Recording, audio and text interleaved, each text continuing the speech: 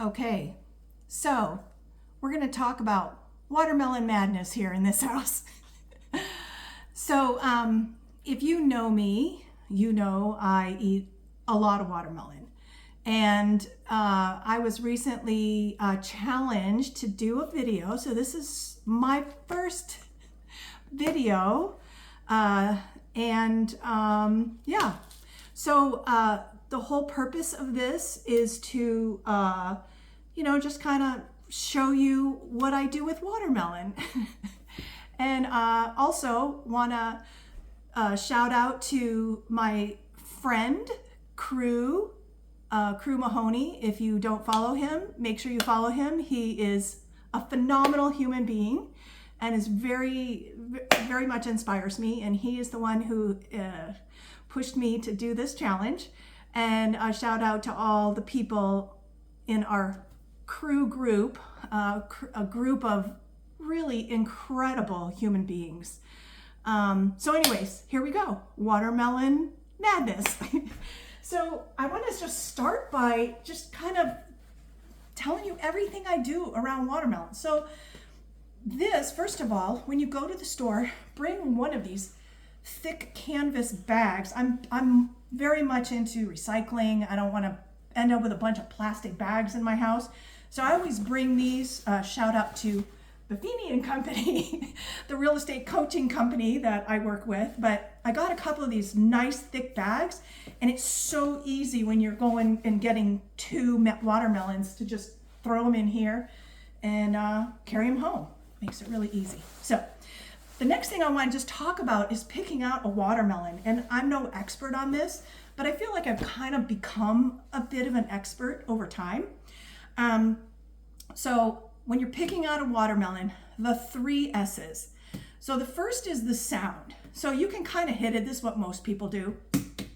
You kind of hit it and it has sort of a hollow kind of sound to it. I don't know the magic in that, but I always do it just because maybe I just like the sound. And then second, the spot. So this is something that I recently learned about. So you can see this one's got this yellow spot. It really does make a difference. If you like them sweet, look for a spot. And then the third thing, I'm trying to just come up with a word that'll work, is I put scale to make it 3 S's. But really, it's the heaviness of it. If you buy a watermelon and you have a hard time lifting it, that means the water content is way up there, which means it's going to taste really good. So I always try to pick the heaviest one I can find. So the next thing that I do is I actually cut it in half. And let's see if I can adjust this this a little bit so you can see. Let me just stick this right here so you can see better. Okay, you can't see my head anymore, but that's best I can do. First one. Give me a break. All right, so I cut it in half. And then what I do is I put it flat, and then I just go around and I peel. I learned this, I helped out with the junior rodeo a lot of years ago. Just helped somebody in the snack bar or whatever it was, a good friend of mine, and she taught me how to do it this way. You just cut it in half and then you just skin it. Now, when you're doing this, don't take all the white off.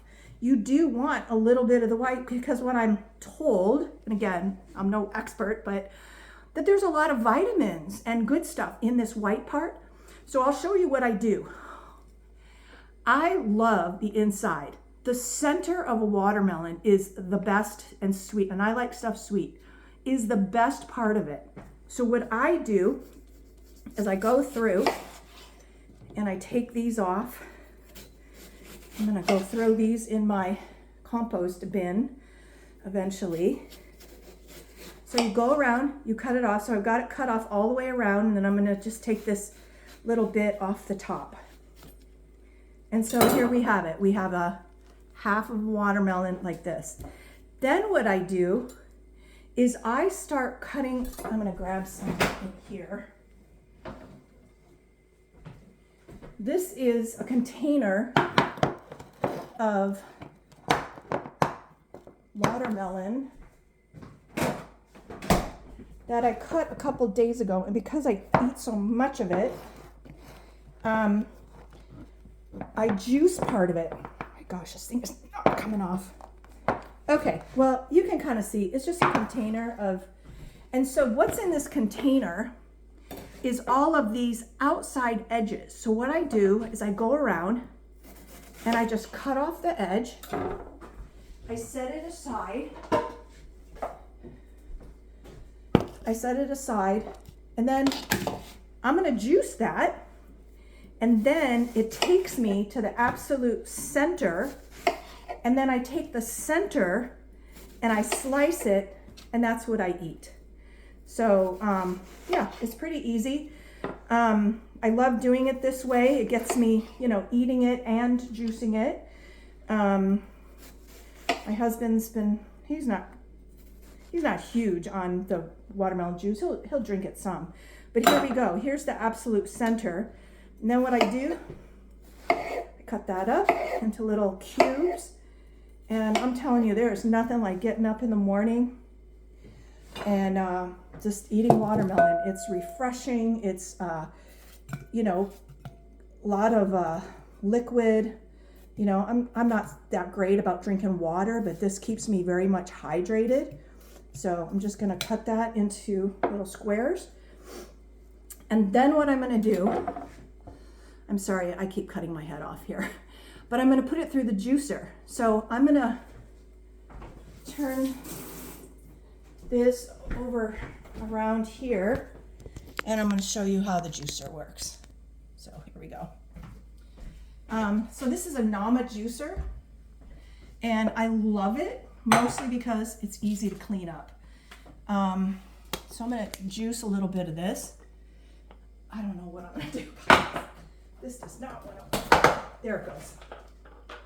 So this is the stuff that I cut up a couple days ago. Okay, let's see if we can get this so you can see what I'm doing here. Okay, good. So here's the juicer.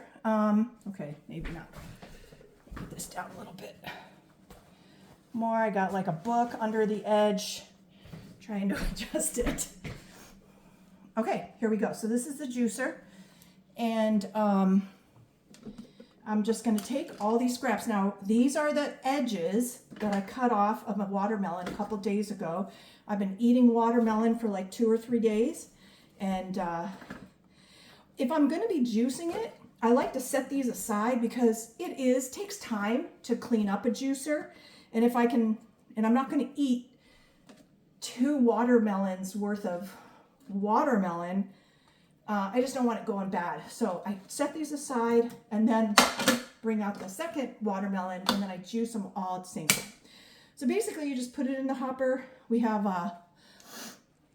you know, this right here is the part where the stuff comes out, and then the juice comes out over on this side. I'm gonna shut that. I don't know if I can get a better angle here. I think I'll do that. How's that? Maybe a little bit more. Okay, there we go. So fire this up.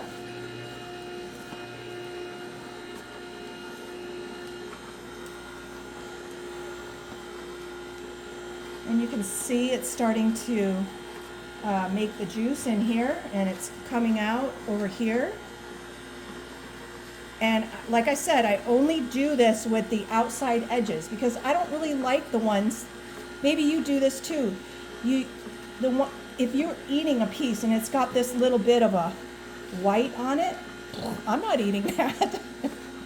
So this is a great way to enjoy the whole watermelon. And so here we go. I'm gonna open this little thing right here. There's the watermelon juice coming out.